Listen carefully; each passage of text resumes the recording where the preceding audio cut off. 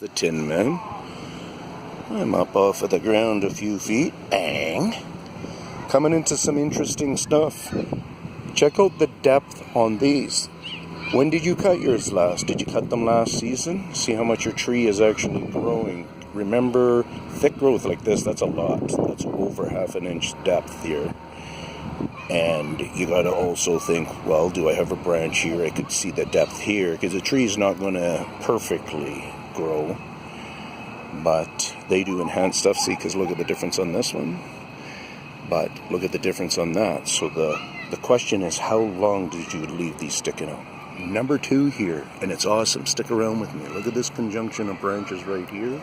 I'm first going to go to this one right here first, though. This is part of the grafting system that they do. What I'm going to do is I'm going to point to this right here. I'm going to change the angle of the camera. You're going to look at this back part here, the back splash, and you're going to realize it's got a curvature cutting in it. This isn't all just a rubbing thing that you're looking at here. So I'm not going to break any branches out of the way or anything, so let me see where I am. I'm going to go like that. There we go. I'm going to just move this out of the way, and you can see curvature in that. And then they also sit here and they do whatever they do, and they go like 400 miles an hour, or they use some kind of kinetic heat energy maybe, and help stimulate. Look at right here what they've done here. So they've done a snap on that one right there. See that? Very sappy. It's bleeding a lot. They've done this one right here, where on that table I believe they shaved some off of that table of the tree right there.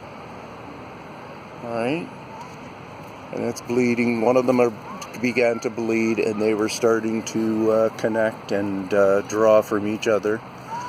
You know, and that wound will go on there, and this branch gets to do this funky come down thing here.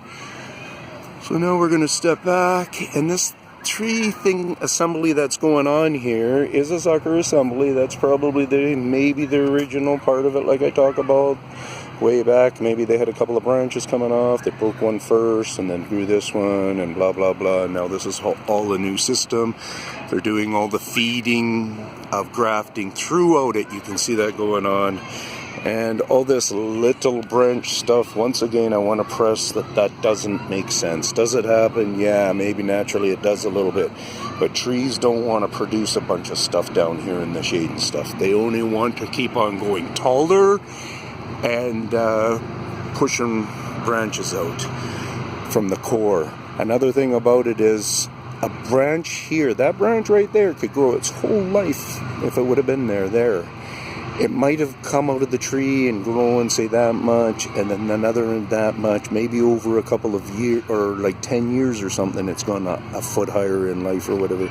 But generally, they stay within their same area, and that's one thing you can go and you can pick up on. You can notice, hey, that branch is like maybe 6 inches higher this year, but then the next one you'll notice is maybe 6 inches higher in that one. So in other words, what I'm saying is there's actual sections of trees somehow that you'll start to be able to notice that it's just the bottom part of that tree that just went chunk over the last year or 2 years or something. It doesn't necessarily have to be spread through the whole tree.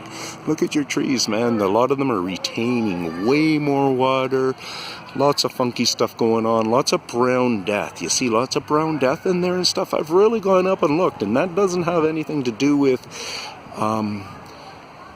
breaking of all the little twigs. I went up there, and there's even life still in them. So somehow some of them will suck right back all their energy to nothing, feeding and stuff like that. But looks like they're almost ready to grow green again. Leaves are doing the same thing, where you get a whole bunch of real healthy leaves, and the next thing you know, you look at the tree and they're looking kind of brown.